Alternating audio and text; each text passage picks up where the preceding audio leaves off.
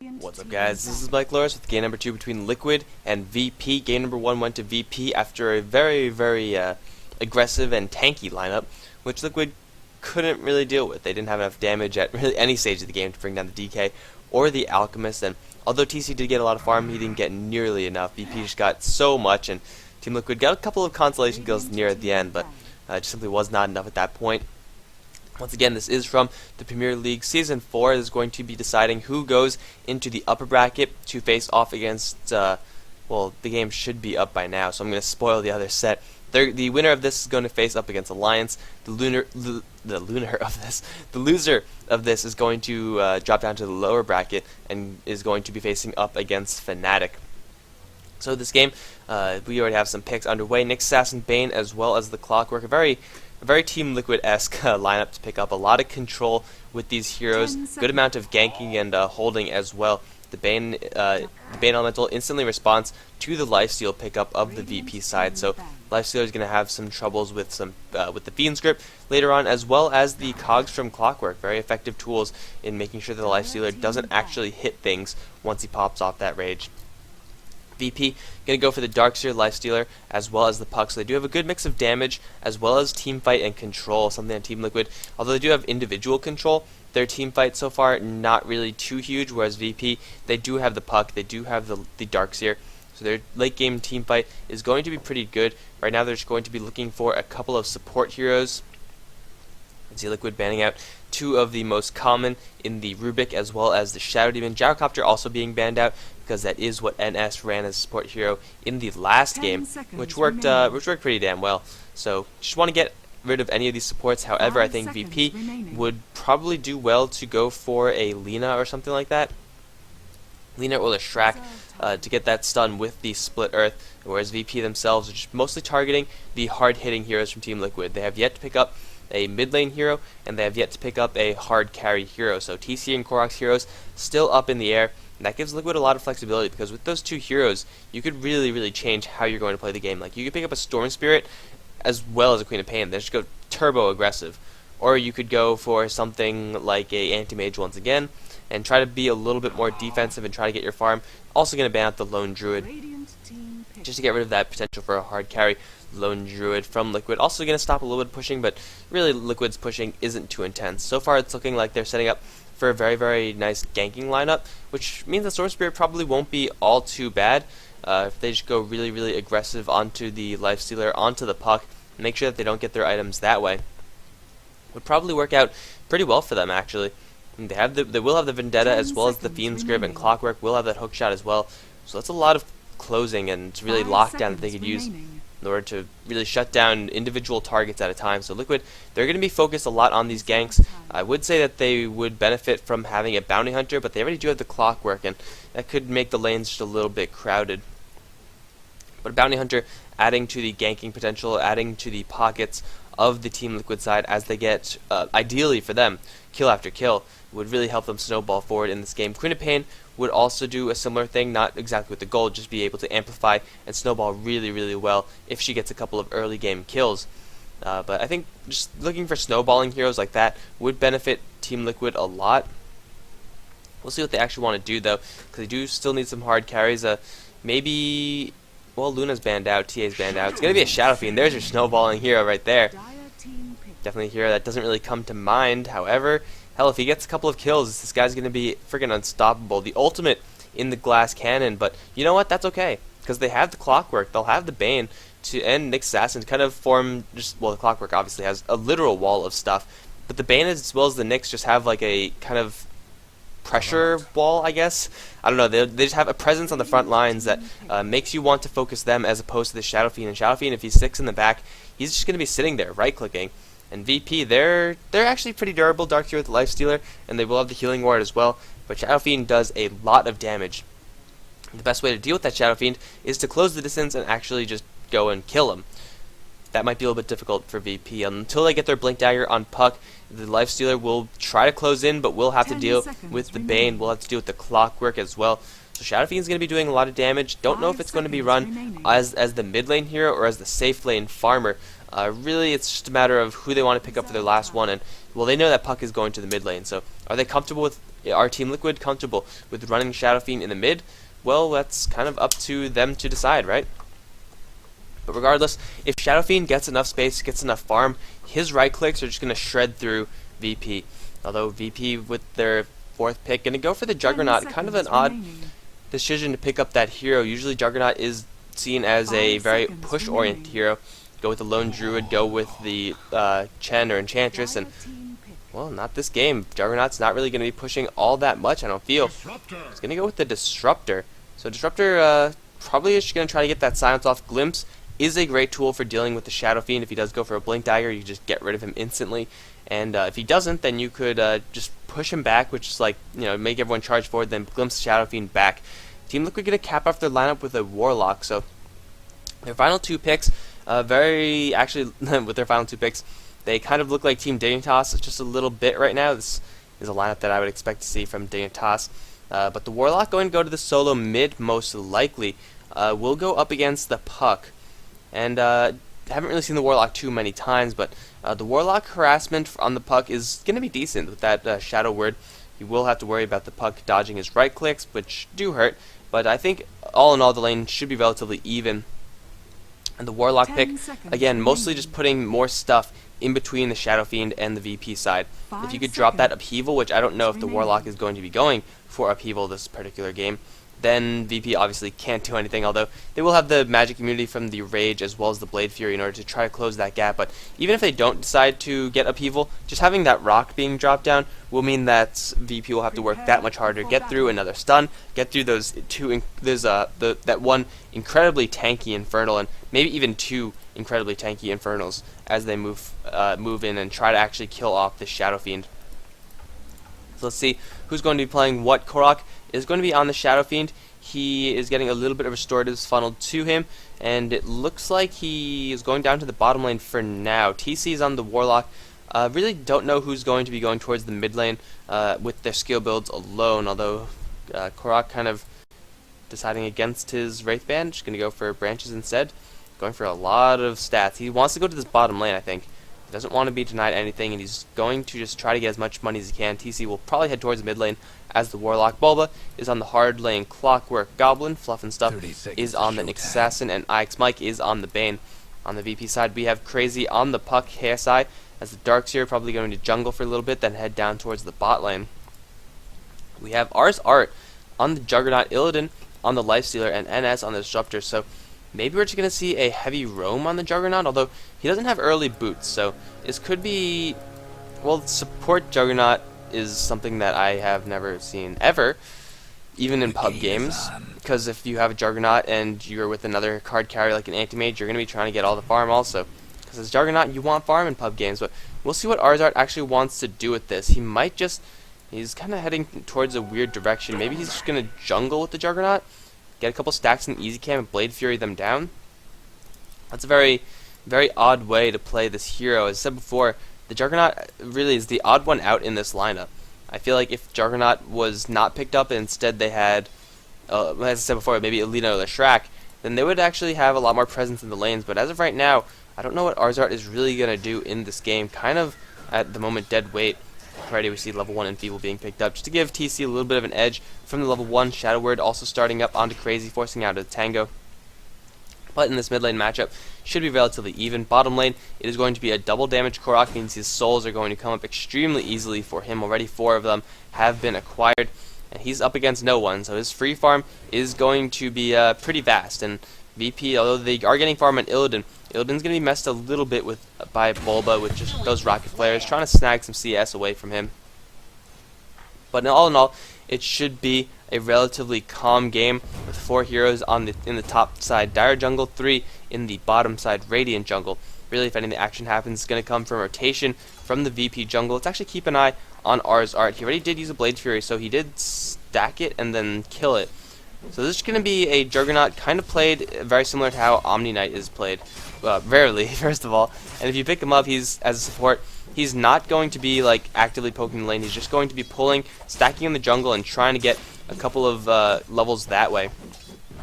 They still can go for an early push. You see Juggernaut picking up an early point in the healing ward, so they will be able to push, yes, but their pushing isn't going to be too strong. because really, what do they have to push with? A Disruptor? He's not going to be doing anything. A Lifestealer? He has Rage, I guess, but that's pretty weak as far as pushing is concerned. Wow, even VP getting that secondary spawn just with sitting in the middle lane, sitting in that area. I mean, Puck going to be forced to use a salve. Will the Fatal Bonds break it? Looks like it will not. Crazy getting pushed back quite hard by TC, actually. That Shadow Word, as well as level 2 Fatal Bonds, will connect Puck to the creeps, and that's a lot of chip damage that you can't really block with the Phase Shift. It's not really huge chunks of damage. Like if you're going to be going up against a Queen of Pain, you can block all that damage. The small amounts of chip, although this time not landing onto Crazy, is going to really hurt him eventually, once the Fatal Bonds, of course, does land. Even IX Mike dipping to and from the jungle, just level 1 Enfeeble, just to mess with Crazy just a little bit more. They want to slow down this Puck as much as possible. They want to buy as much space to get the level 6 up on TC, and to get the levels and items up onto Korok. If they get that, then everything's going according to plan. And they seem to know, I think they would know at this point that, oh, he almost dodged that cast, but he didn't. I think Liquid should know at this point that the Juggernaut is doing a very jungle-heavy thing. Has hit the level 3 mark, and Juggernaut is a hero that does well even if he doesn't get that many items. The Blade Fury, as well as the Omnislash, not to mention the Healing Ward helping his allies, would mean that he would do okay, even if he doesn't get much farm, but still, he really doesn't contribute a lot, because, yes, you will be able to use him, he will be able to do a little bit of damage, but then that begs the question, why Juggernaut over a different hero? Because Liquid, they could fairly easily kill the Healing Ward, especially when they'll have an extra unit in the Warlock to just target the Golem on the Healing Ward if he himself is not able to actually close the distance and get that. So I do feel like the Juggernaut pick a little bit strange from Arzart thus far in this game, but we'll see moving forward if he actually is going to make good use of it. Mid lane Puck still fighting off TC. They're remaining pretty even in the CS scores. Bottle up onto both of those heroes. And really no aggression is going to happen for quite a while unless NS as well as Arzart decide to leave. Now Boots haven't picked up from this Juggernaut, but he's still just pulling and stacking. Radiant's mid tower could use Again, that's something that any other hero could be doing right now. And it begs the question, why Juggernaut? Now we might see some aggression on this mid lane. Crazy's the target, 14 Liquid smoked up. They do not have a Nightmare or a Brain Sap. They're going to try to get a stun onto Crazy. They will in fact land it. It's pretty impressive that they actually did manage to get that. Going to burn the rest of the mana out of the Puck, force him out of the lane. Really smoke wasted. Didn't really get too much accomplished with that, and at least not enough to make it warranted.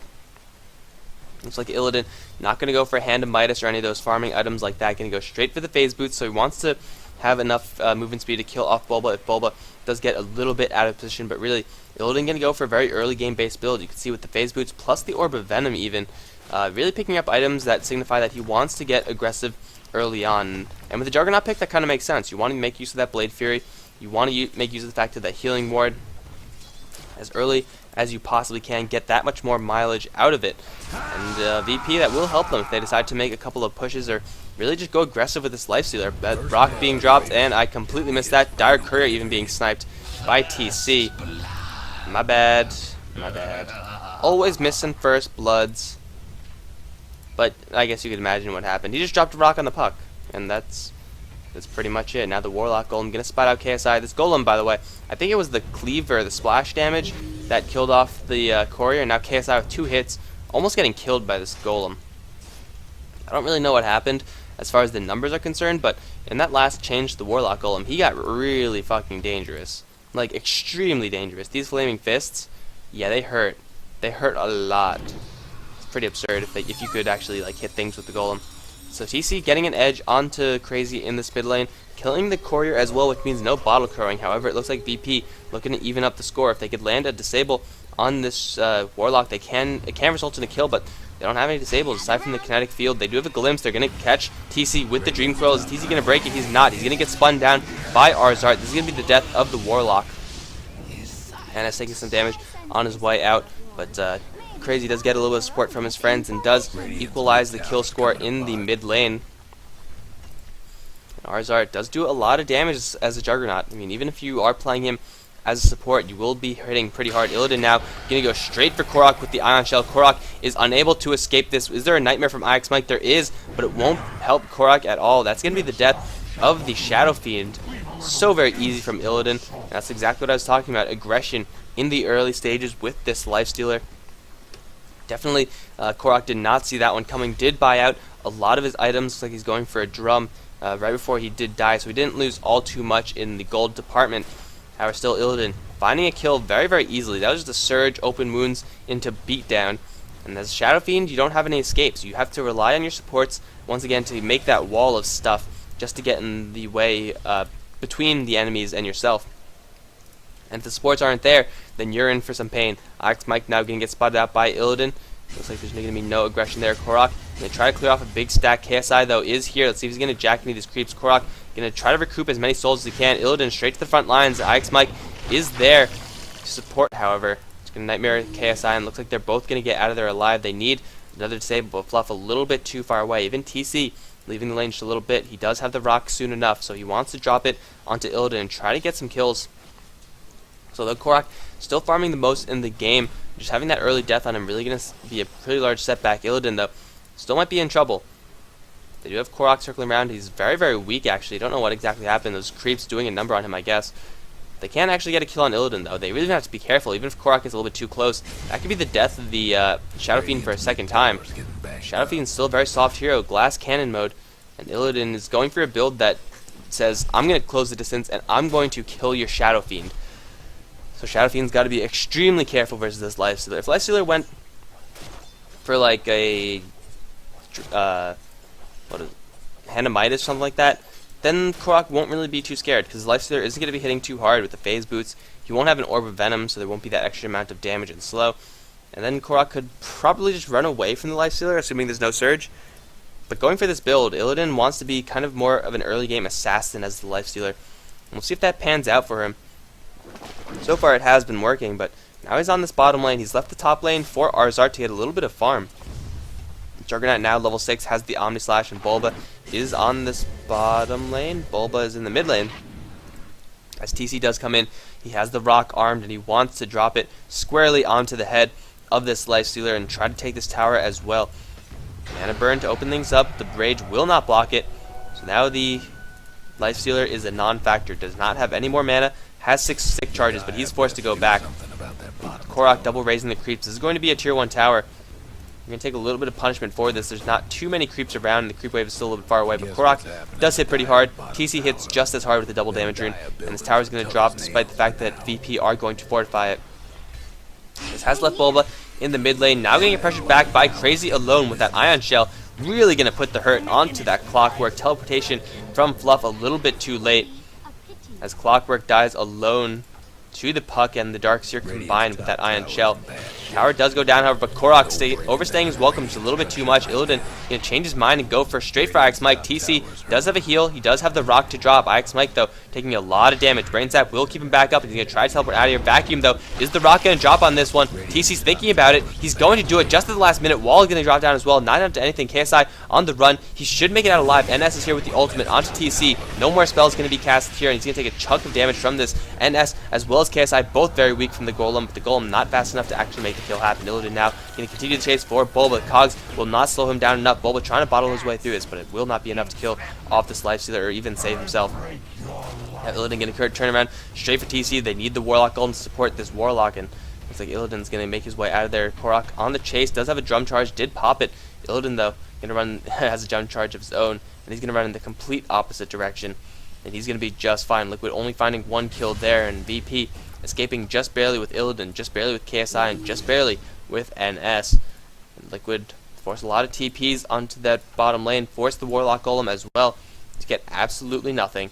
In the meantime, they did have Arzart farming the top lane. Looks like he's going to go for drums, I think. Oh, he's going to find the courier.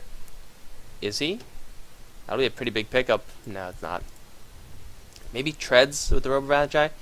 Either way, finding a little bit of gold now. Juggernaut actually transitioning from like the 4-5 role into the 2 role, or the 1 role, after Illidan kind of deciding to split the farm, but I guess VP in general deciding to split the farm between the Juggernaut and the Lifestealer. Just going to use the Lifestealer for his early game damage, which is rarely what we see from teams. If you want to go for early game aggression, you don't go for the Lifestealer. You go for something like a Night Stalker. But Bulba now in a little bit of trouble. Tamer Viral is going to blink straight into the Cogs for an Omni Slash from the Juggernaut. Ix Mike is here, but he doesn't have a Fiend's Grip. Level 2 Brain Sap will not kill off the Puck.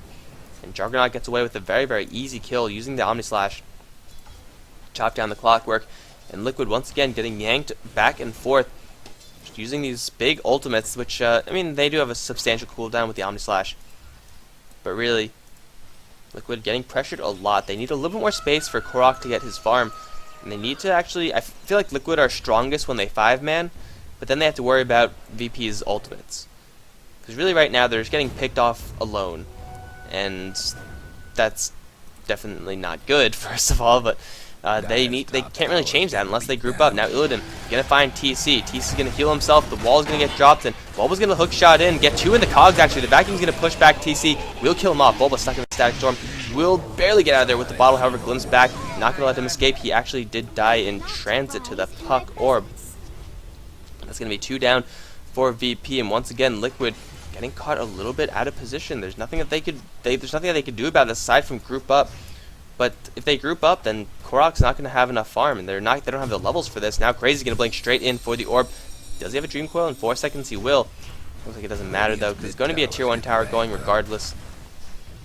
And there it goes from Illidan. Lots of gold in this Life Stealer, heading on towards his armlet. And already, 13 minutes in, it is not looking good for Team Liquid. Much bigger advantage for the VP side than we saw in last game. And Liquid, I mean, this time they had the Shadow Fiend, this time they had the Warlock. And those 2 heroes alone can win you a team fight. That is, if VP let Liquid actually get a team fight off. They will have to worry, Team Liquid, about that Static Storm. Going to be a huge show-stopping factor in order to try to get rid of that Shadow Fiend ultimate, or ideally the Warlock ultimate. If they can kill TC before he gets that ult off, it's going to be a huge, huge benefit for VP. But for now, they're going to lose Illidan. It looks like Rage just barely dodging that Impale. Now TP support coming in. It's going to be the Puck. What does he want to go for? He's going to blink straight down, get a 2-man into that Dream Coil. Crazy wants blood. He's going to find it as well. Illidan, though, a little bit too far away, unwilling to support. Crazy's going to get stunned up because of that Spike Carapace. Looks like they're going to get walled off by the kinetic field. TC going to get pulled back into the Static Storm, and he will die. Fluff and Stuff now on the run. Open Wound's not available, but Art is here with Blade Fury, shredding down Bulba. Crazy's going to snipe that kill, and he's going to find Fluff as well. And Liquid hold on to many of their ultimates, or I guess they held on to many of their ultimates, and they get literally nothing out of that. They didn't get a lick of experience, they didn't get a single kill, and VP just snowballing so hard right now. This Juggernaut kind of transitioning away from his initial jungle start. He's going to open up the Blade of Alacrity, so it might be a straight Manta style coming up from him, or possibly even a, oh no, it's going to be a Diffusal Blade against Warlock, and you bet it's going to be a Diffusal Blade. Very smart choice, but I feel like even if you, the Juggernaut's working, so I guess no matter what I say about it, it's working, so it doesn't even matter. Korok now going to get glimpsed back into a kinetic field. He's going to instantly teleport his way out of there. Is there a stun? There's not. Crazy, just a little bit too late. He didn't even have a Dream Coil. KSI a little bit too far away as well. But Mech up on the Darkseer, who's been, pretty much in the back, sending those Ion Shells down, hasn't really been hugely involved directing the fights, Fluff and Stuff. Gonna get a sentry drop right on top of him.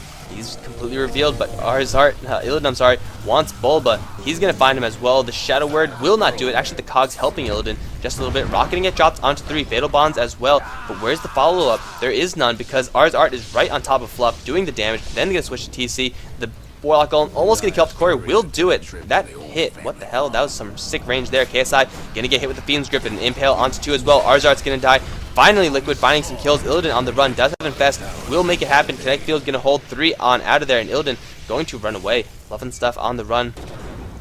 On the chase for Illidan, gonna find it and Impale, try to get some body blocking in, but there's actually one more Nightmare. Are they gonna channel the ultimate for this one? No, here comes Crazy, gonna get a 4-man Dream Coil. Korok dies in an instant, and Illidan pops the Rage. He's pissed, he wants TC, he's gonna get him as well. The Warlock Golem still doing some damage, but Fluff and Stuff's gonna die. Now Crazy does have a phase shift, got a phase shift like right now, but he's gonna survive anyway. And Liquid finally gets some kills. But to what end? Oh, Dat Flare, just a little bit off. Wouldn't have killed him anyway, so it doesn't really matter. Only level 2 Flare on this Clockwork, who's only level 6, 0-6-0 on Bulba. Every single time he's been soloed out. Cogs have been trapping him in with the Life Stealer. Puck has been voluntarily going into the Cogs in order to kill him off. And 3-15 right now. VP, they are looking so strong in this game. And Liquid, I mean, I don't know. I simply do not know. They need to take like a 5v5 clash with bursts and Fatal Bonds and Warlock Golems and Mech and Requiem of Souls. But VP, they're just not letting that happen. The silences from Puck, the kinetic fields from Disruptor have been impeccable, especially with the Static Storm on top of that. And now VP using that healing ward to take down a Roshan. Illidan's going to find himself a double life, has the armlet, has the drums, is 7-0 freaking 4. And Illidan's looking so strong. Flair's going to spot them out, but they know that Liquid, even if they wanted to, they can't contest this. They don't have a Warlock Golem. And Lifestealer is going to pick that one up. KSI voluntarily giving everyone the Roshan timer. What a good guy. But NS is on the chase, looking for a glimpse onto any way he can find. If they get a glimpse of a sight of Korok, he's dead, but he's going to hide right behind the trees. He will make it out alive. Very well played. If he teleported like right here, he would have been dead. Very, very dead. Kinetic Field, not going to find anyone either.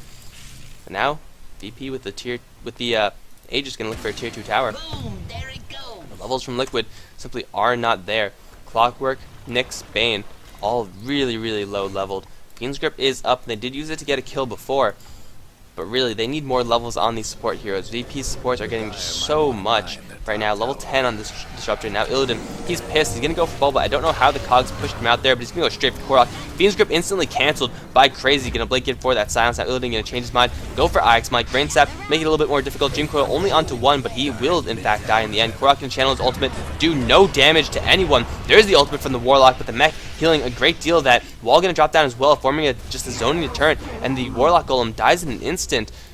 Fluff and Stuff now cornered by Ars Art. Gonna walk right through the wall, but Liquid dropped the Warlock ultimate, and it lives for like 10 seconds. And then dropped the Shadow Fiend ultimate, gets a little bit of damage onto the Lifestealer, but Crazy dodged all of that with the phase shift. And VP, they didn't lose the Aegis. They burned a couple of ultimates, but hell, they get a free kill and burn even bigger ultimates out of Team Liquid. And now they're going to go straight for their tier 2s. Liquid, I don't think they could actually fight this. The sustained power from Lifestealer means that it'll be so difficult, and everyone was going to be full health with the healing ward soon enough. Illidan is not the type of hero who relies on his ultimates, whereas Liquid, they're completely reliant on their ultimates right now. If they don't have their ultimates, they're not going to win a fight. You can see how fearless Illidan is right now, going to run straight through the tower, because why the hell not? And he can turn around and go for TC straight away, which is what he's going to do. Instantly raging up, TC going to take quite a beating. Lightning on him as well. Stun to NS going to hold him out. Illidan is going to make it out alive with the Infest doing even more damage, actually. The Vacuum going to save TC, put him on the other side of the wall. Arzart does not have his ultimate, but in the meantime, Puck does find a kill onto Nyx in the back end. And once again, it's going to be a free kill for VP in exchange for pretty much nothing. Illidan was tanking 4 heroes with the Rage, didn't care. No big deal. Didn't even notice, really. Now he's going to go for more. Crazy going to find 3 in the Dream Coil. Korok on the run. Korok going to be dead in an instant. Hookshot into Illidan. Melee range will slow him down just a little bit, but Korok going to get bashed to the ground. Bulba going to get back into the Static Storm.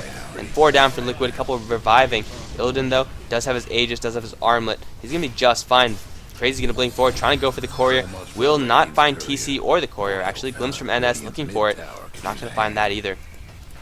Now the healing ward is back. Crazy going to restore quickly up to full HP. Illidan as well, getting a lot of benefit from that item. This tier 2 tower is going to get dropped. Liquid, they need their ultimates once again. They will have it in 40 seconds. But at that point, the top's going to, mid lane's going to drop. Possibly another is going to drop if VP actually want to do that. It looks like right now they're just going to fall right on back. Maybe, well, Illidan going to buy a big item. Hyperstone. AC is coming up in the Lifestealer, and he's going to go possibly join his team down in the bot lane. They do still have the Aegis for quite a long time, another 2 minutes until that Aegis is reclaimed, and they want to get as much mileage out of that as possible. But really, with the Juggernaut's level 4 on that healing ward, they're not letting this Aegis being taken. They're holding on to this Aegis as tightly as they can, whether intentionally or not. And now Arzart is going to have his Diffusal Blade. Warlock Golem will no longer hurt anyone except for the initial stun. That's just not enough. Looks like Liquid going to try to force everyone back with a tier 1 tower push, but could be the death of them. Because here comes Arzart, does have his Omni Slash in 15, and everyone from Liquid, they got to book it like right now. Everyone from VP is going to get revealed. Bulba on the high ground looking for a hookshot. The TC gets caught, going to get glimpsed back. He's going to get glimpsed back in the wrong position though. Hookshot going to completely miss. Crazy going to blink forward. Going to unleash the Lifestealer onto TC. No Warlock Golem in this fight. Fluff is Left's also going to die in the meantime. Darks here going 1v4, will die in the end, but Ix Mike is trying to make his way out. Requiem of Souls from the high ground will almost bring down NS. It's going to be close, not in time, however. Korok looking for the extra raise, but he's going to get initiated upon by the puck. Is there an Omni Slash? There is to cancel off that TP, and there goes the Shadow Fiend. GG has been called 21 minutes into the game, and VP steamroll, just outright steamroll Team Liquid. As a Liquid fan, this does hurt me quite a bit, but hell, both of these teams are going to TI2, so looking forward to some great Dota from these guys in the future. But for now, we are going to see VP moving forward to face up against Alliance in the winners bracket. Liquid going to drop down versus Fnatic in the lower bracket, and then that will result in the only 2 more games after that, 2 more sets of games, I guess, or like, you know, tournament sets, not like actual sets. But regardless, VP with the Juggernaut actually make it work, but I think it was a lot into Illidan in this game, who really dictated the pace of the game, which is rarely what you see from Illidan. At least, yeah, he really doesn't do that. Carry heroes, if you play the #1 role for a team, you rarely do that. But this time, abandoning the lane really, really early, getting many, many ganks off. Illidan just did so much work in this game, and he did it a lot earlier than Liquid really expected, and he made it work in the end. So, we're going to speed through the rest of this game. I hope you guys enjoyed it. If you enjoyed this cast, like, comment, subscribe. I do appreciate all the comments, and I do read every single one. So, hearts to all you guys. I'm going to be speeding through the rest of this. I hope you guys enjoyed it. GG.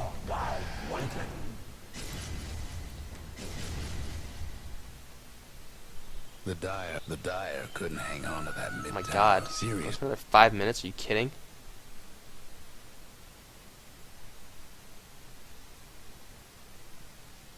Well, no scoreboard. There it is. GG.